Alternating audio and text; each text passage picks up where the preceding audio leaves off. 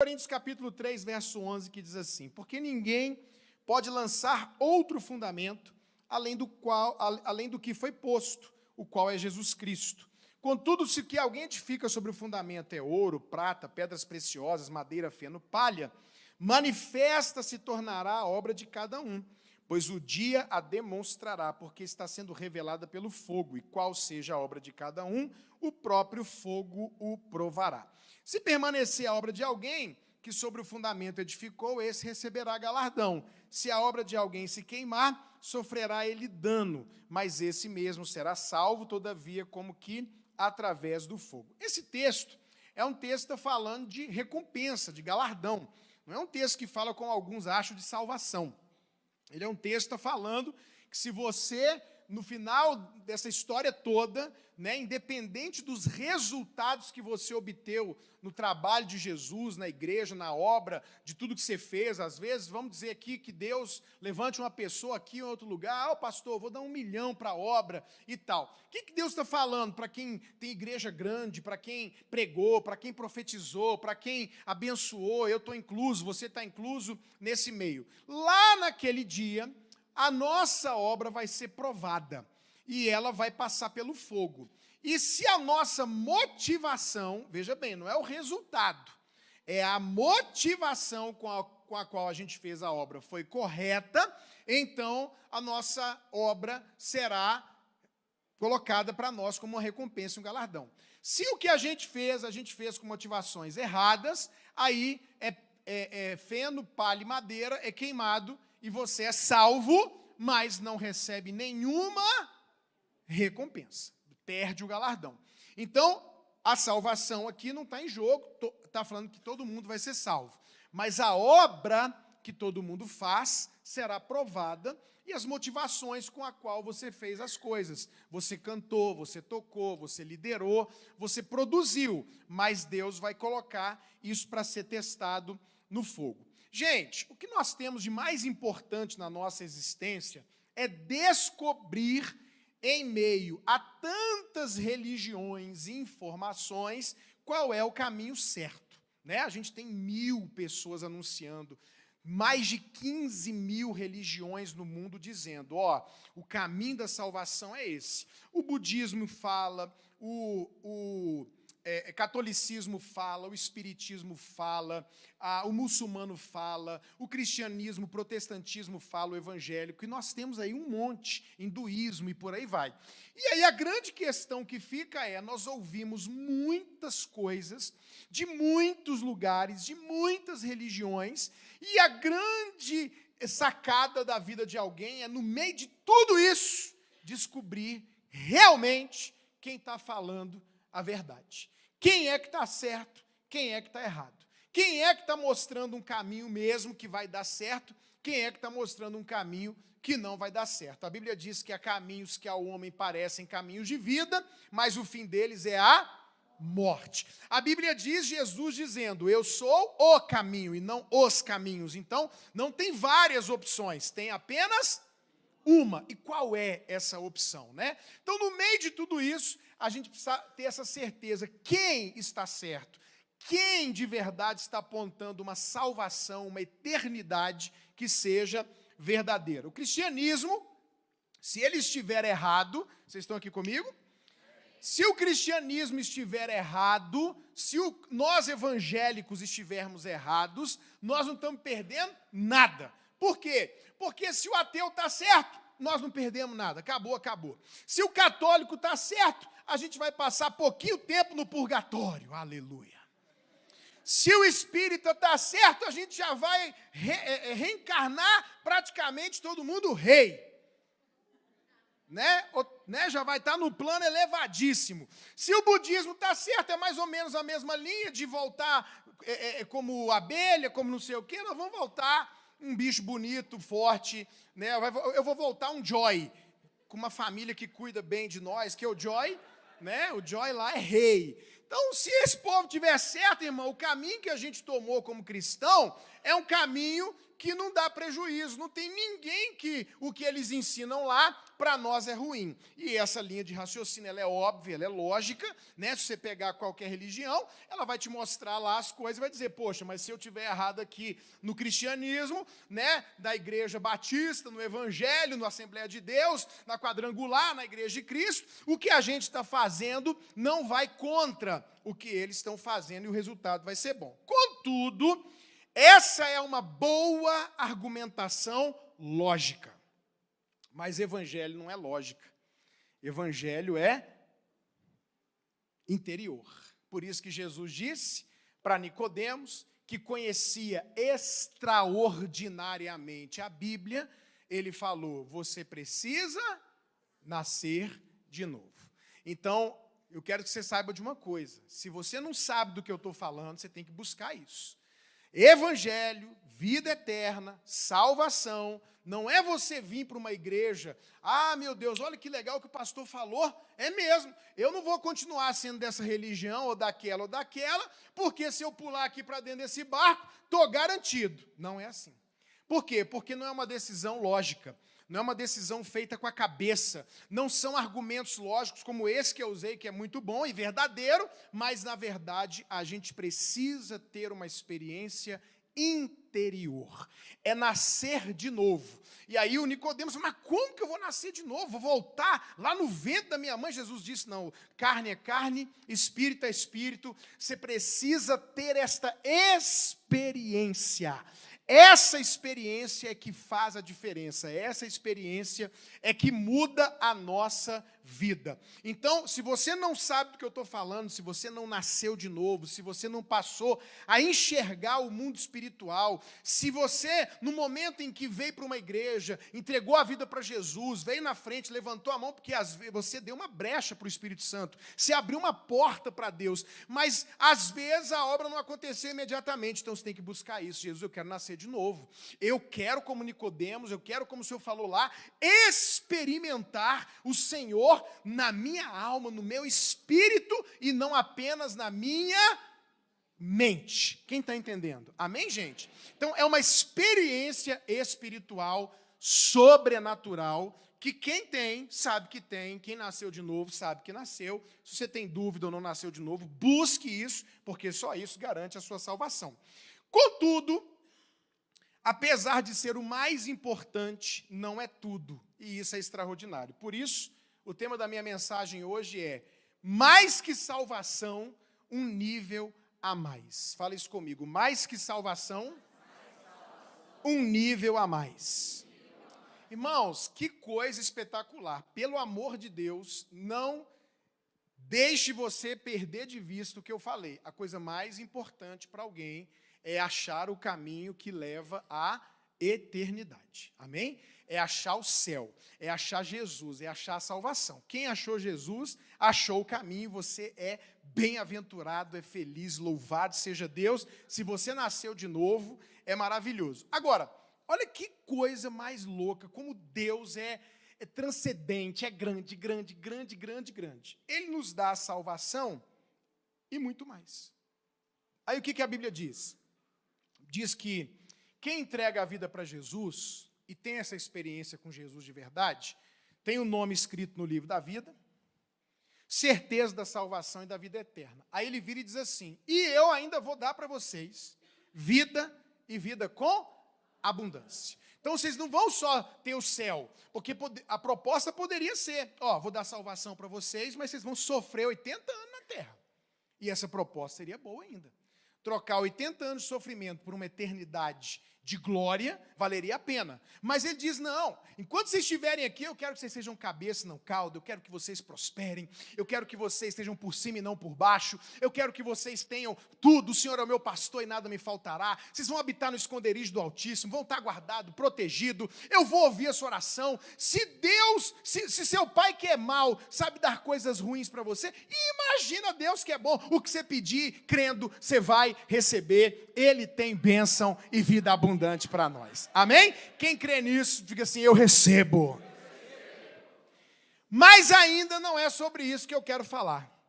Eu vou te contar uma experiência que eu tive sobre esse nível que eu estou cheguei nesse nível, por isso que a palavra nível hoje foi usada várias vezes e que eu quero que você chegue também. Então, para isso eu vou contar um pouquinho da minha história.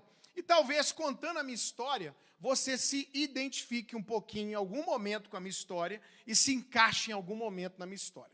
Então eu vou contar para vocês da minha infância. Eu estava no avião indo ontem para Vitória do Espírito Santo, preguei lá ontem à noite, e uma amiga minha de infância, eu tinha 7, 8 anos de idade, me manda uma foto no Instagram da gente dentro de uma piscina, pequenininho, ela, o irmão dela, o outro irmão dela, hoje o irmão é médico, o outro é não sei o quê, e tal, e a minha irmã, e meu pai, uma foto do meu pai novo que eu nem tinha, eu falei, fiquei chocado. E aí, irmãos, eu comecei a pensar, na época da minha infância, e eu imagino que a maioria de vocês, tem algumas exceções, né, de gente que passou coisas terríveis na infância, mas a maioria das crianças vive uma fase maravilhosa, né? É uma fase que a gente é cuidado, é uma fase que a gente come, né? Não, irmão, você lembra? Você tinha preocupação de engordar quando você era criança? Tinha peso, culpa, você estava comendo doce, comendo pirulito, comendo chocolate, comendo sorvete, não tinha culpa. Não. Hoje eu já como com culpa. Né? O negócio é doce aqui, quando desce, acende o arrependimento aqui. Eu falo, para que eu comi isso, meu Deus? Para quê? Eu quero emagrecer. E a gente, nessa época, você come, você brinca, né? A gente ri muito, criança ri, não ri? Ri, e se perdoa, e brinca, é amiguinho, é maravilhoso. O que eu identifico na minha vida, na minha infância? O que eu identifico? Que mesmo pequenininho, mesmo sem perceber o mundo espiritual, mesmo sem perceber as coisas que estavam acontecendo na terra e tudo mais, eu já identificava e percebia uma infelicidade dos meus pais. Então, pequeno ali, eu já vi um clima que não era legal. O casamento dos meus pais não era bom. Né? Minha mãe sofria muito, meu pai era alcoólatra, meu pai traía muito a minha mãe, meu pai literalmente era aquele homem, assim, que a gente vê em história, né? Literalmente, meu pai estava em casa, comendo, rindo, brincando, ele falava assim, vou na padaria, vou comprar uma cerveja, não era crente, e ele simplesmente sumia 10 dias. Literalmente, ele saiu, vou ali e já volto, comprar um pão, e sumia, e não voltava. E aí ali ele gastava dinheiro, entrava em dívida, perdia carro, perdia casa, e essa confusão, e infelicidade, e briga, minha mãe gritando, meu pai gritando. Irmão, pensa no inferno. Eles tentavam esconder isso, mas eu, infância, já percebi esse clima de vício, de briga, de choro, de tristeza, mas era uma época boa, a época da infância, porque a gente não percebe tudo, e acho que Deus também guarda ali, e a gente brinca e ri, e amém. Aí eu entrei na pré-adolescência, lá para os meus 10 anos, eu já comecei, talvez foi bem precoce, não sei, porque é a minha experiência, a perguntar qual era o sentido da vida. Com 10 anos de idade, eu comecei a pensar, gente, para que viver? Para que viver? Vou morrer. Eu ficava pensando, eu vou morrer. Morrer com 10, morrer com 15, morrer com 80. Morreu. E eu ficava pensando, e eu comecei a estudar muito, a ler muito. Eu comecei a ler uma série de obras que tinha. Minha mãe tinha muito livro, enciclopédia. Quem é da época aqui que o pessoal vendia Barça e Mirador? E quem não sabe do que eu estou falando, levanta a mão. Barça, enciclopédia Barça, Mirador, caríssimo, para estudar, né? E a gente tinha aquele tanto de livro. E minha mãe eu comprei uma coleção que tinha Da Vinci, Maquiavel, e um monte de gente. E ali eu fui lendo filosofia, com 10 anos de idade. E eu comecei a me perguntar qual é o sentido da vida. Era uma época que esse desajuste familiar começou a me afetar, e eu me tornei uma criança extremamente nervosa e violenta. Então, desde pequenininho, eu brigava na escola, batia em todo mundo, arrumava confusão, batia nas empregadas lá de casa. Minha mãe, de vez em quando, chegava, a empregada estava num canto, e eu com um pedaço de cabo de vassoura, e dizendo para ela não chegar perto, e era essa loucura, porque, lógico, mesmo que eu não visse inconscientemente eu percebia toda aquela situação, né? Então eu era muito nervoso, já sentia um certo desprazer com a vida e achava a vida meio fútil e tediosa. Então eu comecei a achar a vida fútil, tediosa, sem graça e essa coisa toda. Com 11 para 12 anos eu já caí na bebida, mas bebia mesmo. Comecei a beber e beber muito, e ficava toda hora bêbado. Com 12 para 13 anos, eu já tinha usado cola, maconha, e na época o que tinha de mais forte era a cocaína. E eu já saí rapidinho da cola da maconha, que deixava lesado, e fui para a cocaína, que você vê que eu sou acelerado, né? Então eu queria um negócio que me deixasse a 500 por hora e não só a 200. Então eu cheirava cocaína para ficar doido, e aí meu pai tinha dinheiro, meu pai tinha muito uísque, eu não sei como é que é hoje, mas na época que a traficante adorava o uísque, e eu roubava os uísques do meu pai, e roubava dinheiro do meu pai, e pegava as coisas, e tinha o dinheiro, porque ele tinha condição, e eu, droga, e eu queria morrer.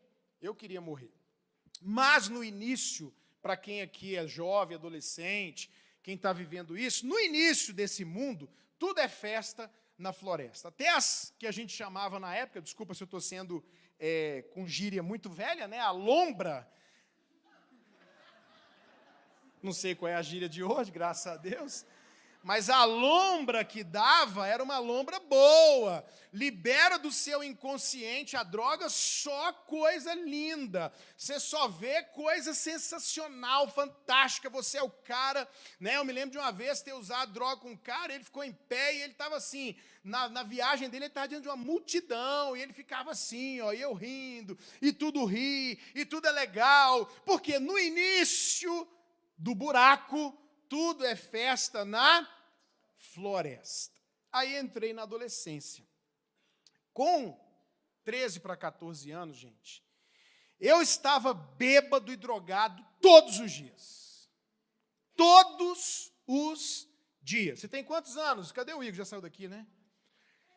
13, o Igor? Na idade do Igor, eu estava bêbado e drogado todos os dias. Se eu não tinha dinheiro para droga, eu bebia, ou os dois, e todo dia eu estava bêbado ou drogado. Aí chega uma hora que a droga não faz o mesmo efeito, que você não consegue a mesma lombra com a quantidade de droga que você usava. Você vai aumentando a quantidade de doses de qualquer droga que você imaginar, seja cigarro, seja maconha, seja bebida, seja o que for, não vou falar nome de coisa que eu usei aqui, né? Também de farmácia e tal, usava, você não consegue o mesmo resultado, e não só isso, na minha experiência, você começa a despertar um lado do consciente que já não é bom.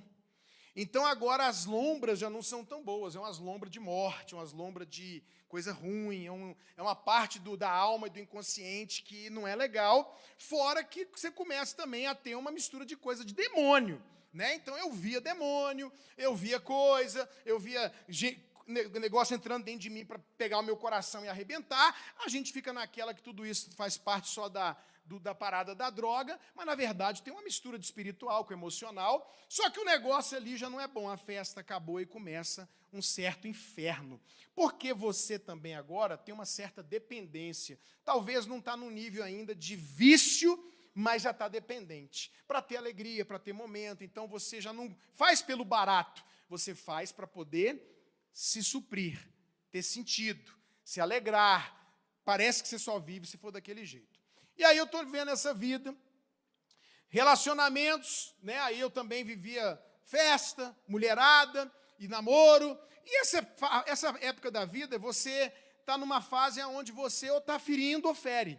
Porque você está num relacionamento, ou você está ali só para pegar a menina e pronto, daqui a pouco você enjoa e dispensa, fiz isso demais da conta, ou então você começa realmente a se afeiçoar, a gostar, a se interessar, e exatamente o que você plantou um monte de vezes você colhe. Bem na hora que você fala, poxa, essa menina, gostei dela, é o contrário, ela que vem, ó, pum, em você, você traiu, e aí você é traído, e daqui a pouco eu descubro que a menina que eu estava gostando ficou com o cara que era lá, não sei de onde, que era da rua de cima, inimigo, ou até com um vagabundo que dizia amigo, e aí você fica nesses relacionamentos de infidelidade, de falta de pertencimento, que você não tem certeza de nada, você não é fiel, a pessoa não é fiel, não há seriedade, às vezes, como eu disse, você fere, e às vezes você é ferindo. E aí, irmãos, a vida, a festa, as coisas vão perdendo o sabor.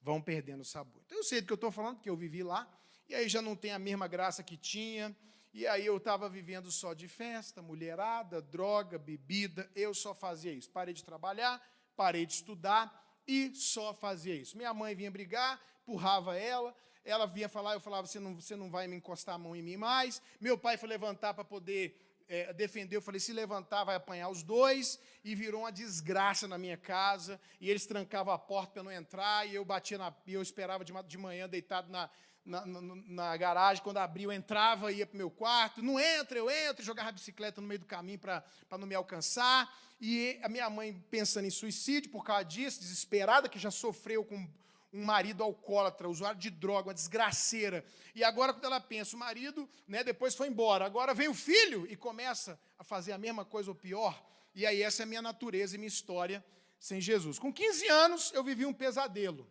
parece que já tinha, sem brincadeira, vivi 30 anos de vida. Vazio, falta de paz, por isso que eu valorizo muito, mas muito, a paz que eu sinto, eu valorizo demais. Eu não sei você, mas eu não tinha paz, então hoje eu dou um valor na paz, que eu não deixo nada tirar a minha paz. E aí vazio, falta de paz e alegria, e ainda sem vontade de viver, e foi quando Jesus entrou na minha vida e tudo mudou. Dá um glória a Deus. Minha mãe desesperada, fazendo de tudo, eu já tinha tentado de tudo, e aí agora eu conheço mesmo Jesus. Eu já tinha tentado ser católico, já tinha tentado fazer tudo certinho, sentar na igreja, ouvir tal as coisas, já tinha tentado ser espírita, já tinha tentado ser ateu, já tinha tentado ser evangélico. Eu já tinha tentado ser evangélico, católico, ateu, espírita e outras coisas, e nada funcionou. Por quê? Porque a solução da sua vida não está numa igreja, não é a igreja batista, não é a igreja tal. A solução da sua vida não está numa igreja, não está em uma religião, não está em coisas, carro, casa, dinheiro, fama, e não está em pessoas. Ainda tem muita gente que acha que vai encontrar a felicidade quando tiver um filho, quando tiver uma filha, quando casar, quando encontrar o marido, a esposa. Você vai se frustrar, mas assim, de verde e amarelo. Porque ninguém tem o poder de suprir você 100%. A gente encontra um nível de suprimento no casamento, com certeza. A gente encontra um nível de realização e suprimento quando tem filhos, com certeza. Amigos, mas ninguém, não existe um ser humano capaz de suprir outro ser humano 100%. Esquece isso. Então, se você põe essa expectativa em alguém, vai viver isso. Casa separa, porque vai buscar algo que as pessoas não podem oferecer, porque as pessoas são pecadoras, limitadas, imperfeitas, falhas, assim como você. Então, você não vai encontrar isso em pessoas, não vai encontrar isso em coisas, não vai encontrar isso na religião e não vai encontrar isso em uma igreja. A solução é um Deus vivo e verdadeiro chamado Jesus.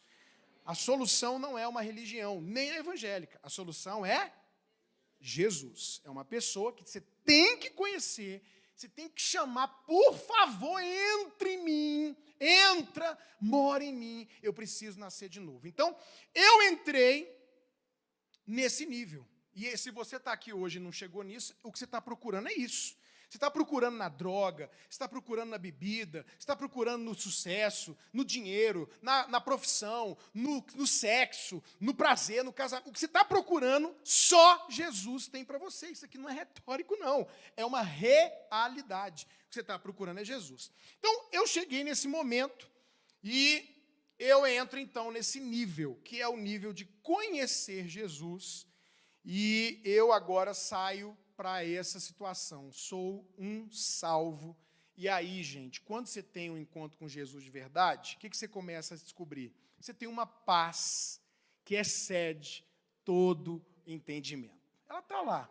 Aí você tem uma alegria que não tem explicação, né, você tem, não é mais só um prazer momentâneo, porque não se enganem, o mundo, o diabo, o pecado dá prazer.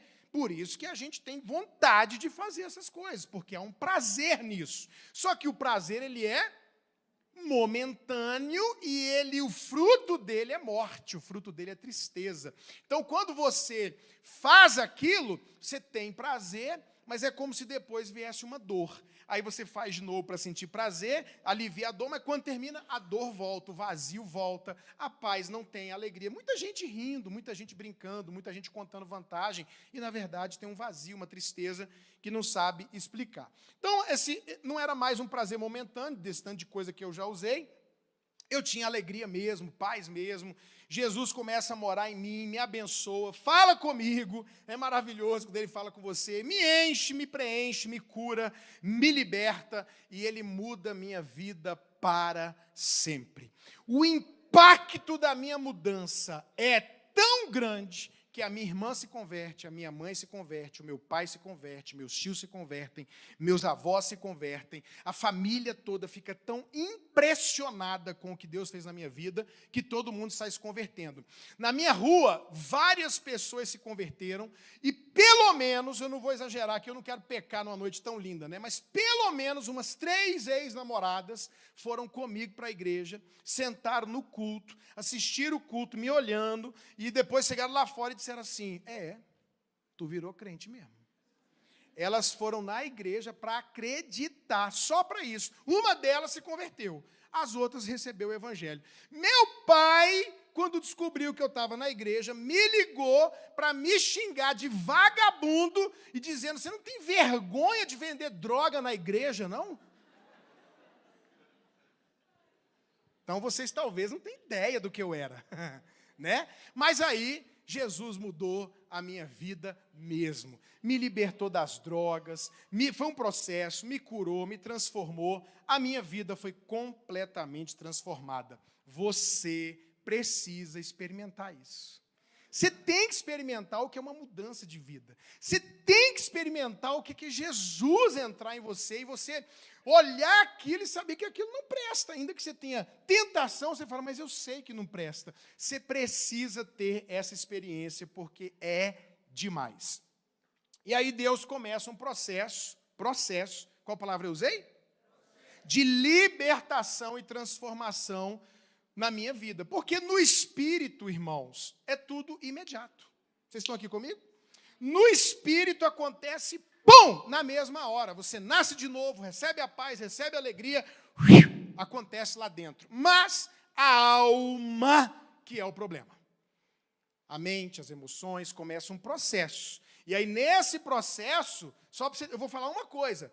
A minha libertação desse estado de nervosismo, desse estado de ódio, de ira da vida, do mundo, de querer bater, brigar, de querer quebrar as coisas, demorou, nos meus 30 anos de convertido, mais de 20 anos para acontecer. Olha que processo. O processo de libertação do meu temperamento demorou mais de 20 anos, 23, 24 anos. Foi mudando, até que teve um dia que esse processo aconteceu 98%, que eu acho que 100% só lá no céu, né? Hoje eu tenho testemunho de quem trabalha comigo, que fala, meu Deus, pastor, o senhor é outra criatura, até quem trabalha aqui na igreja crente. Então, começou esse processo. Então, a alma é o campo de batalha, né? É a alma onde está a guerra, porque você ainda tem que... a salvação do Espírito é completa e perfeita, mas a salvação da alma é um processo. Ainda vai dar vontade de fazer o que não devia, ainda dá vontade de voltar a usar o que não devia, ainda dá vontade de fazer o que não devia, e algumas vezes eu caí, algumas vezes eu briguei, literalmente fui com a galera a gangue da minha rua, bora, e eu ia, depois eu me arrependia, aquele peso, algumas vezes eu caí com droga, caí com mulher, no processo da minha cura e da minha libertação. Aí, o que acontece? Esse processo é longo e não é fácil. Viu? Não adianta você querer ser enganado, nem querer te enganar. O processo, em muitos aspectos, alguns são imediatos. Né? Tem gente que é liberta das drogas, na mesma hora. Tem gente que é curada de uma coisa na mesma hora. Mas muitas coisas são longas, são processuais, são demoradas e não é fácil. se chama transformação.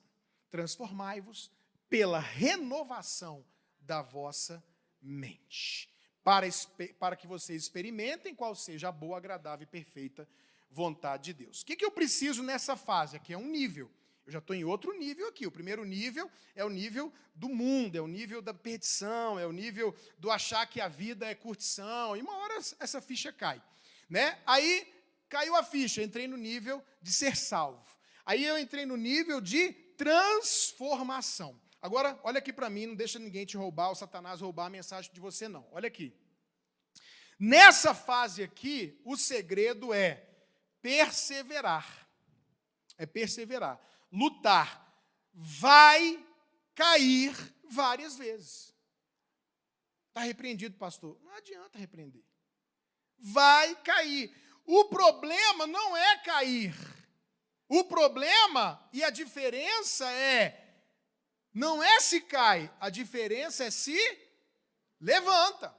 Essa é a diferença. O texto que diz 7 vezes cairá o justo, não está dizendo 7 vezes, está dizendo, ó, o justo cai, mas ele não ficará prostrado. Por que eu estou aqui hoje? Não é porque eu não caí, irmão.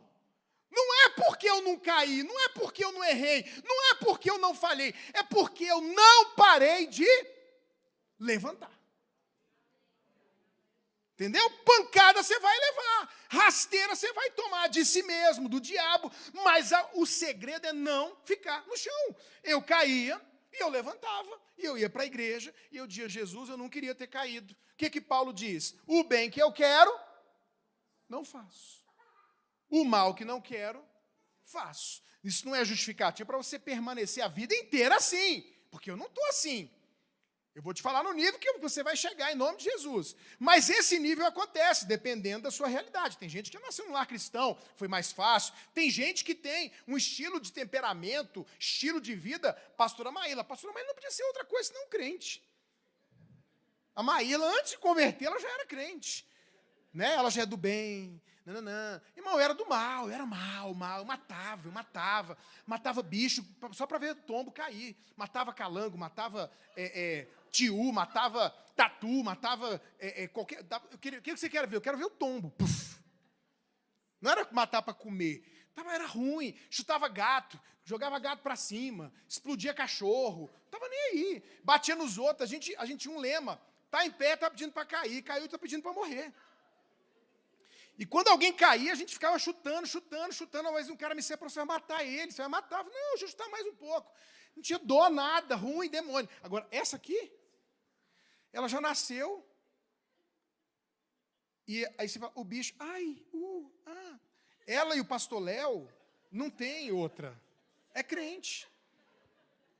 Eles iam ser salvos nem que fosse pelas obras. Não faz coisa errada. Maíla não bebe, não fuma, não se droga. Né, a Maíla ela é tão crente, irmãos, que ela repreende o demônio e eu. E às vezes ela repreende mais eu do que o Satanás durante o dia. Está repreendido, amor, está repreendido, amor. Falei, amor, repreende o diabo também, ué. É só eu que você repreende. Só falta você está amarrado, amor.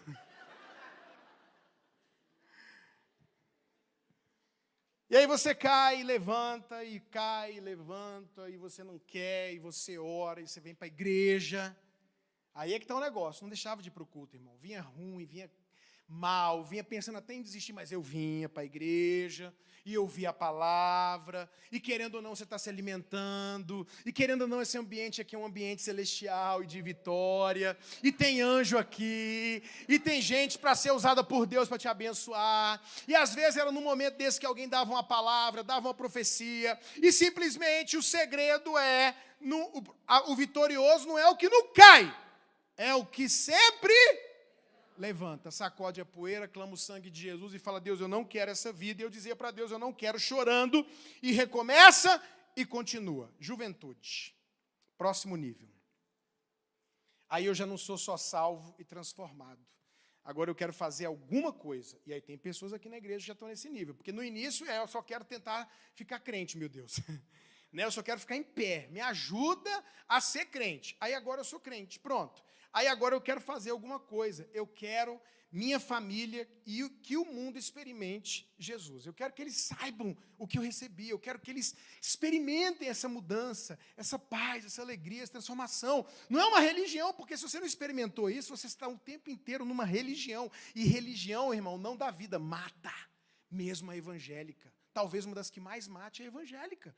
Se você não tiver uma experiência com Jesus, só tiver uma experiência com a religião. Então, eu quero que as pessoas experimentem o que eu experimentei, e que elas sejam livres do inferno que elas vivem aqui, que vivem o inferno aqui, e do inferno que está por vir, que esse é o verdadeiro inferno, que quem morre sem Jesus vai arder e queimar eternamente, sangue do Cordeiro Jesus Cristo na nossa vida. E aí eu começo, então, o nível de querer não apenas ser abençoado, mas de abençoar. Eu começo o nível não apenas de ser salvo, mas de querer salvar, e de cumprir o ID, e de falar de Jesus para as pessoas. E começo a falar de Jesus, e começo a cuidar de pessoas, e começo a falar para adolescentes, e eu começo a cuidar dos adolescentes, o pastor me chama para cuidar dos adolescentes, e eu começo a evangelizar todo sábado, Irmãos, eu estava na igreja de segunda a segunda. De segunda, tinha culto de jovens segunda à noite na minha igreja, tanto jovem a gente tinha culto. Segunda-feira eu estava. Terça-feira eu estava cuidando dos adolescentes à noite. Quarta-feira, doutrina da igreja à noite. Quinta-feira não tinha nada à noite, tinha jejum, oração de dia, que é o que a gente faz aqui, oração, eu estava. Sexta-feira, uma vez por mês, era vigília. Era o único dia que não tinha nada na igreja mesmo. Aí a gente só ia na vigília uma vez no mês. Sábado de manhã tinha culto, eu estava. À noite, culto de jovens, eu estava, era culto de cura. Domingo de oração, 8 horas da manhã, eu estava. 10 horas da manhã, escola dominical, acabava meio-dia, tinha oração de meio-dia a 1. Acabava a oração e ia para o evangelismo à tarde, para o culto à noite. Toda semana eu fazia isso. Agora eu quero Jesus e eu quero abençoar. Quero ganhar alma. Quero falar para a minha família que Jesus salva, que Jesus liberta e transforma para o mundo. E agora eu entendo que eu preciso fazer isso. Por quê? Eu não sei se você sabe, mas tem crente que ainda sente um vazio e fica em crise. Mas como que eu sinto um vazio se todo mundo fala que nós temos um vazio do tamanho de Deus e eu já chamei Jesus para a minha vida? Ouça o que eu vou te dizer, eu vou te dar essa resposta hoje. Vazio na vida de não crente é ausência de Deus. Vazio na vida de crente é ausência de estar vivendo o seu propósito. Quando você não está vivendo aquilo que você nasceu para viver, você vai sentir um vazio. Não é o mesmo vazio da ausência de Deus, mas é um vazio. Eu não tenho esse vazio porque eu vivo o meu propósito. Você está entendendo? Eu me canso, mas não sou vazio. Eu estou cansado às vezes, mas eu não estou vazio. Por quê? Porque há um chamado para você, há um propósito. Você não nasceu aqui, não, há um propósito. Se você não vive esse propósito, você fica com um vazio. E aí você fica em crise. Mas por que eu estou sentindo essa coisa ruim? Porque você não está vivendo o que foi chamado para viver. Aí o próximo nível, que não é para todo mundo, meu próximo nível foi ser chamado para... Eu trabalhei com jovens, trabalhei com casais, né, e etc., na nossa igreja, e aí eu fui chamado para ser ministro de tempo integral. Dedicação total a Jesus. Eu fui proibido por Deus de trabalhar. Irmão, só quem me conhece sabe que eu não sou empresário, eu não tenho um comércio, eu não trabalho fora da igreja, porque eu não posso. E, na verdade, já tentei burlar Deus e desobedecer umas 500 vezes. Porque para mim, é muito desafiador depender completamente de Jesus, da fé, e ele falou para mim claramente, isso não é para todo pastor. Primeiro, nem todo mundo é chamado para o ministério pastoral, dedicação. Segundo, nem todos os pastores são chamados para viver só do ministério. Meu caso é esse, Deus sabe por quê, talvez eu ia me empolgar, cair, pecar, não sei. Mas ele me proibiu. E aí eu tentei, uma vez aqui nessa igreja, quem é antigo aqui, o Joás e a Rosa, que não estão mais aqui, estão morando lá no Sudoeste, congregando lá na Asa Sul. O Joás me convidou para fazer uma sociedade, eu entrei na sociedade com ele, porque ele falou para mim, você não vai precisar ir lá, nada, pastor, eu só quero que você entre comigo para você ser o cara que abençoa, né? E aí você entra com metade da grana, a tua bênção, e o trabalho é meu, olha só, o trabalho é meu, e a gente ainda vai dar 50% do lucro para missões. Eu falei, Deus está nisso, com certeza, eu sabia que não estava.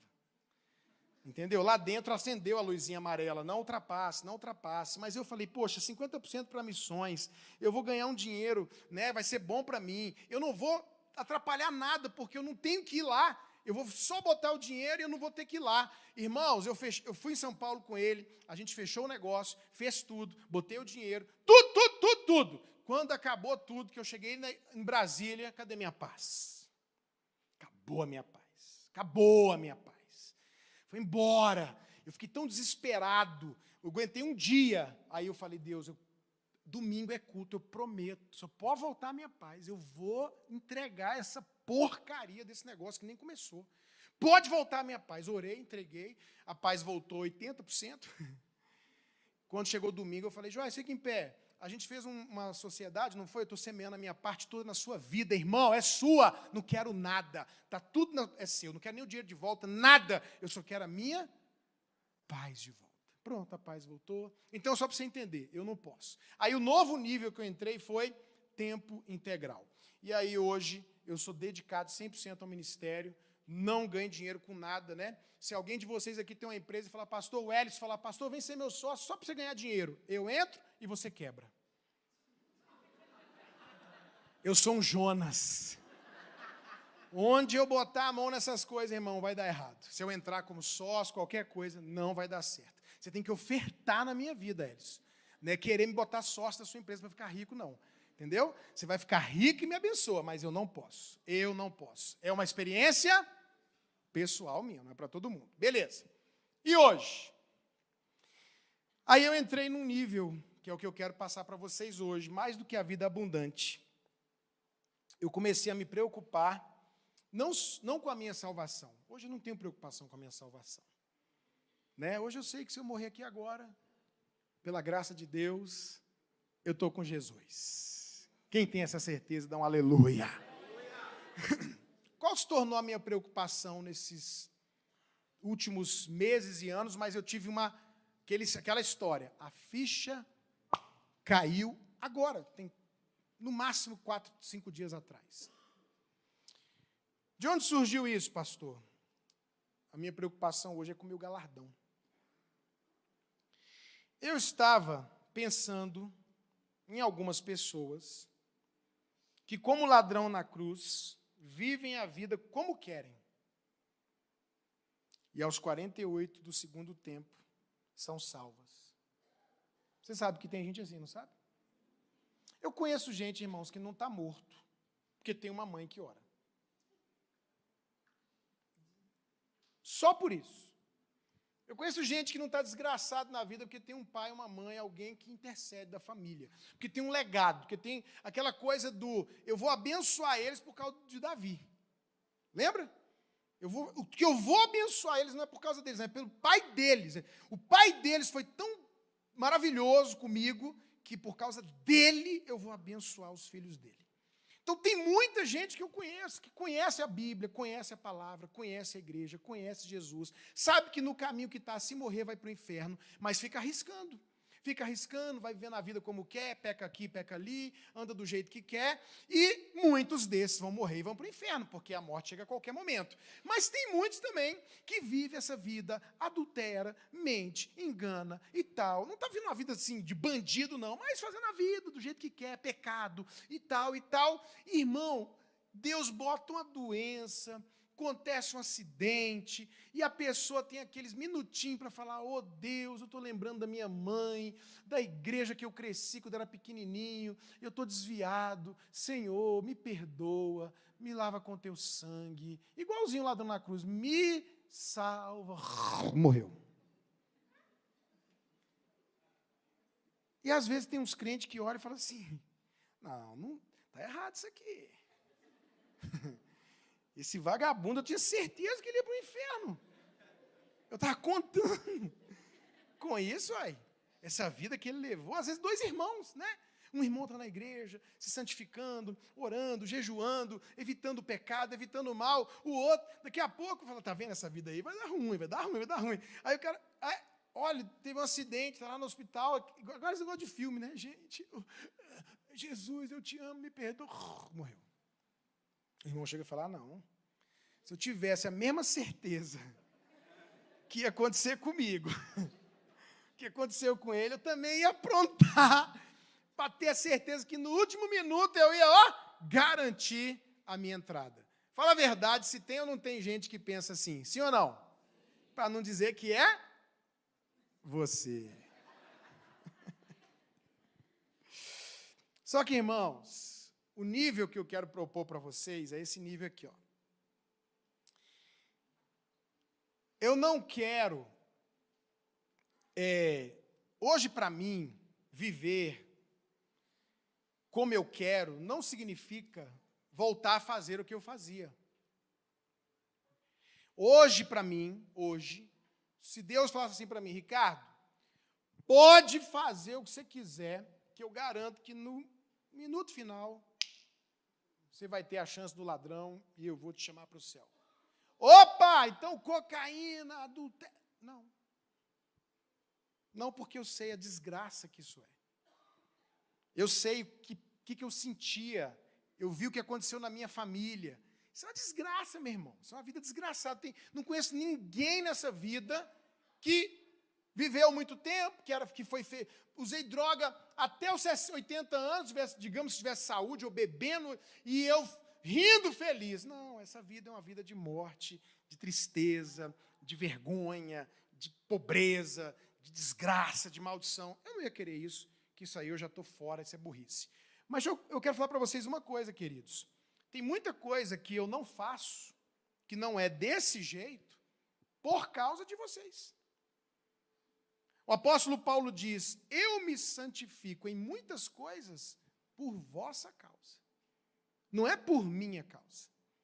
Então, tem coisas que eu e minha esposa abrimos mão de viver e fazer, não é porque aquilo seria uma coisa pecado. Vamos fazer swing. A gente nunca faria swing. Nunca. Mas tem coisas que a gente deixa de viver, deixa de fazer, por causa do trabalho, do evangelho, das ovelhas, do escândalo, de Jesus, de vocês. Então,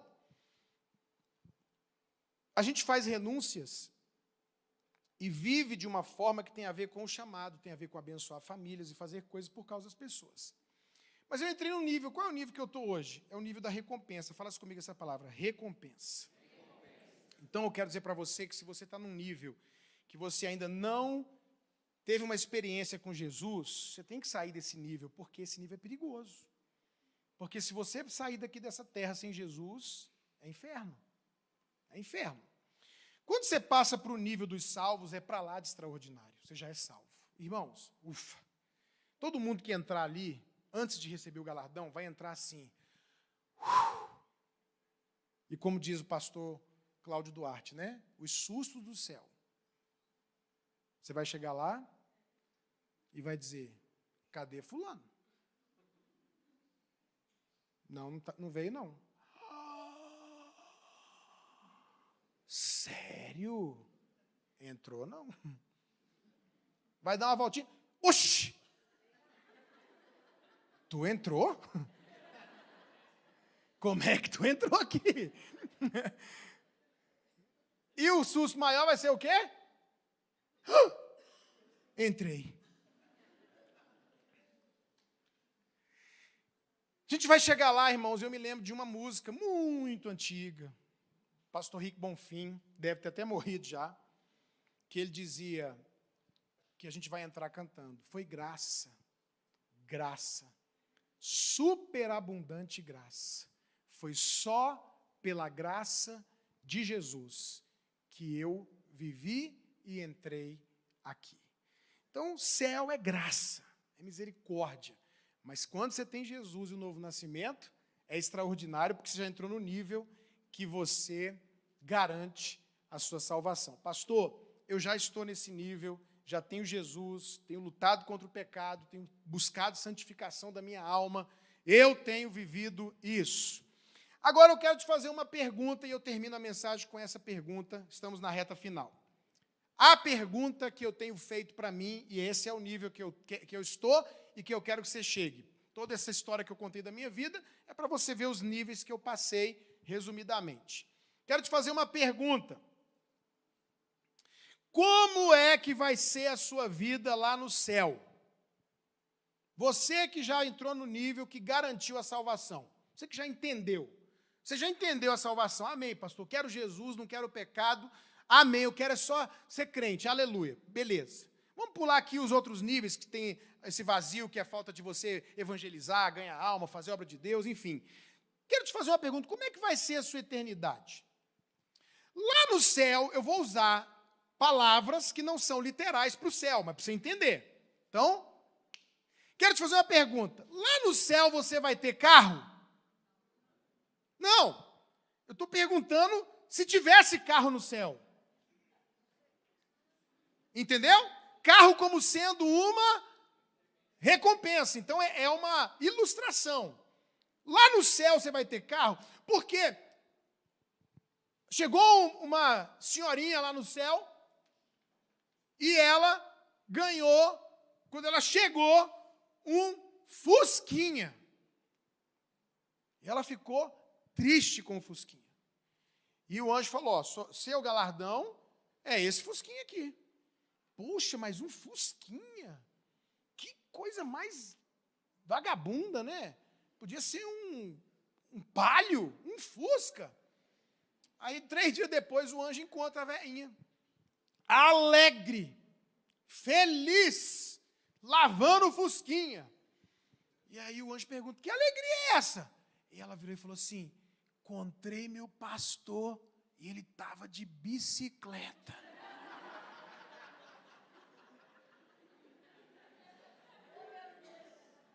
Então, meu Fusquinha, ó, ganhou o maior valor. Qual o seu carro aqui na terra? Aí eu quero te perguntar, você está preocupado? Entenda a expressão só aqui. Só com a salvação. Como é que vai ser a sua vida? Pela eternidade, meu irmão. O que você conquistar, conquistou. Lá você não vai conquistar mais. Sua conquista de riquezas para lá é aqui. Você vai ter carro no céu? Qual carro você vai ter no céu? Outra pergunta. Você vai viajar no céu para a Europa? Você vai viajar no céu para Maceió? Você vai viajar lá no céu para Caldas Novas? Você vai viajar lá no céu para os Estados Unidos? Você vai ter esse galardão, essa recompensa de fazer viagens no céu? Deixa eu te fazer uma pergunta. Você vai ter acesso a pessoas importantes lá no céu? Qual é a sua distância? Porque tem uma multidão lá. Qual é a sua distância de Pedro, de Paulo, de Jesus?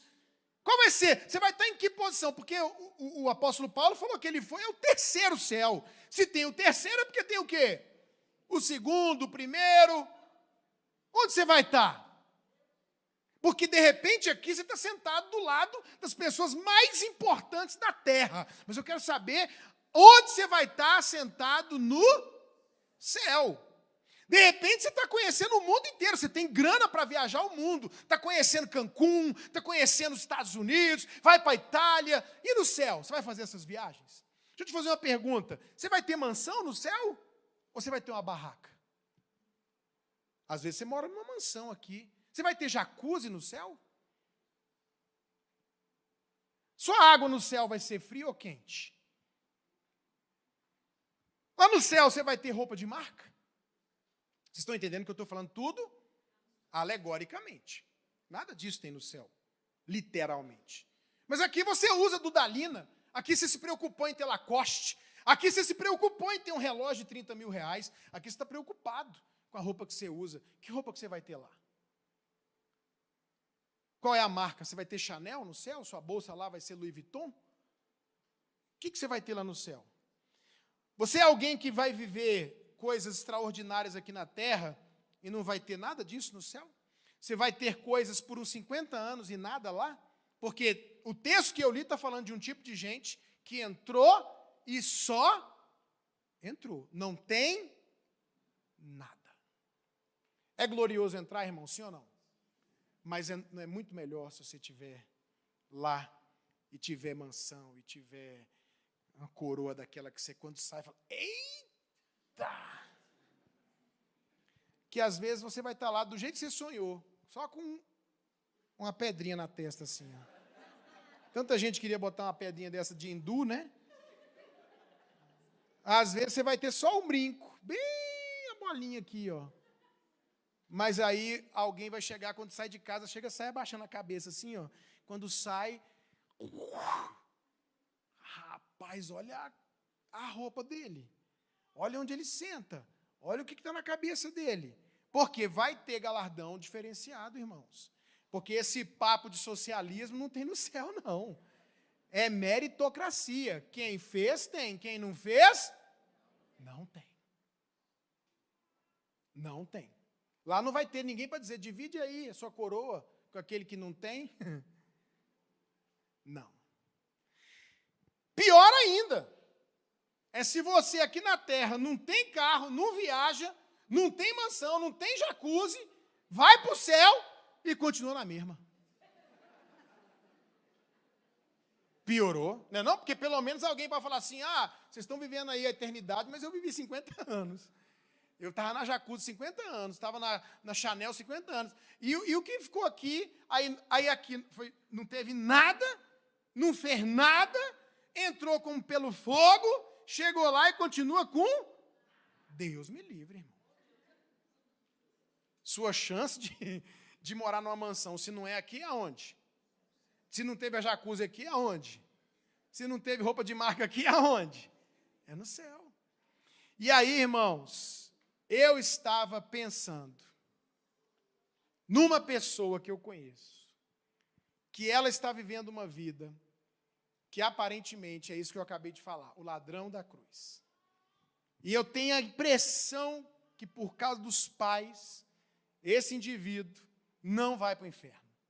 Deus, por causa da mãe dele, vai dar salvação para ele nos minutos finais. E aí se vem aquela pergunta, poxa, mas aí eu falei, opa, peraí, eu não estou preocupado em entrar, ele está preocupado em entrar, eu estou em outro nível. Eu estou preocupado, o que eu vou ter lá? Quanto que vai ter na minha conta lá? Se o meu cartão lá vai ser black. Você está entendendo, meu irmão? Eu estou preocupado se eu estou andando de Honda aqui, se chegar no céu, eu vou ser esse pastor da bicicleta. Sangue de Jesus tem poder. Eu não quero ser o pastor da bicicleta. Eu não quero, eu sei que a minha mulher está garantida no céu número 0. Já pensou chegar lá, a Maíra no céu e eu lá, amor. E ela, não posso ir aí não. Estamos tudo no céu, mas seu nível é outro. Dá uma limpadinha no meu pé aí.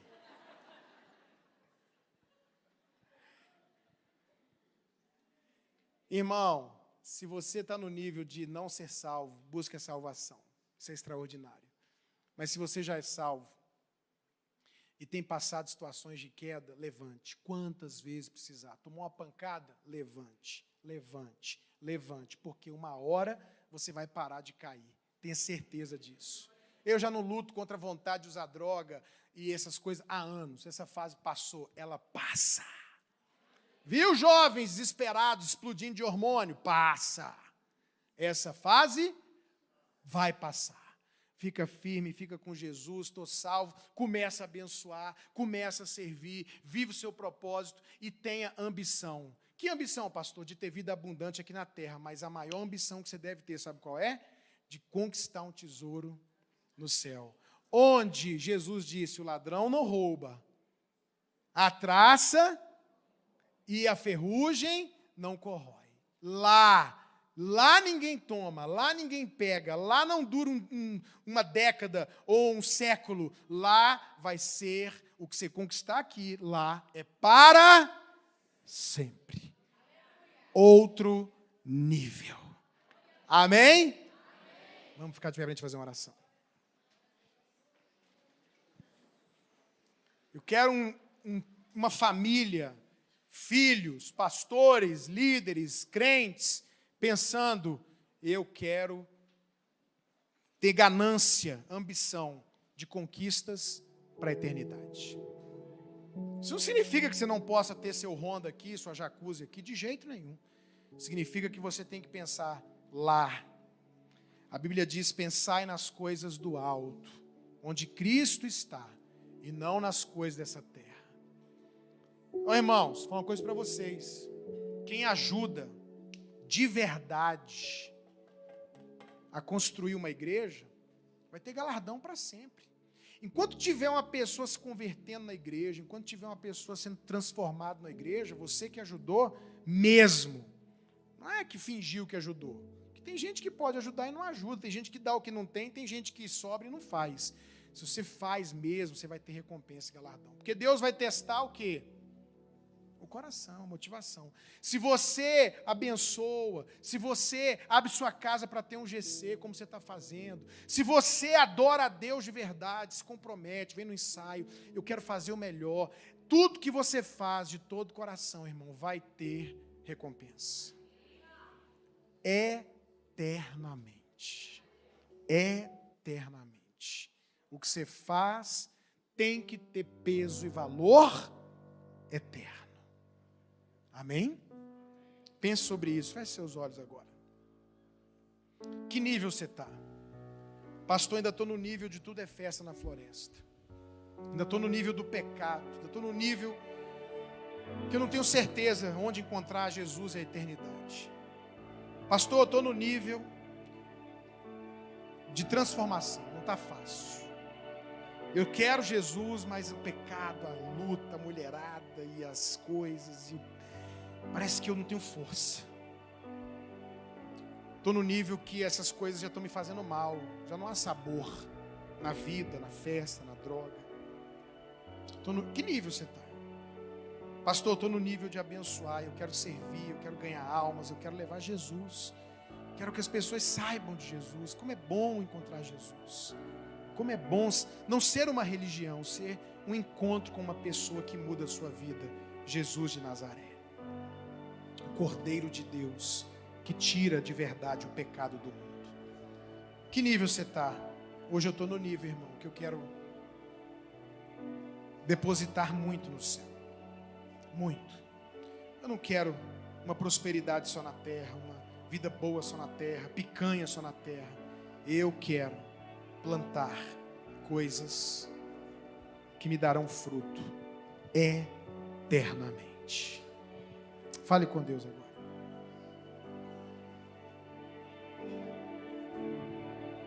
Fale com Deus. Fala assim: eu quero ir para o próximo nível. Eu quero chegar nesse nível. Quando eu ver alguém vivendo a vida doidado e pensar, poxa, ele foi para o céu, isso nem me toca. Por quê? Porque eu estou preocupado não é só em entrar no céu. Mais que a salvação, um outro nível, um nível a mais, um nível de vida abundante, um nível de galardão, um nível de recompensa. Aqui eu vou morrer, lá eu vou viver eternamente.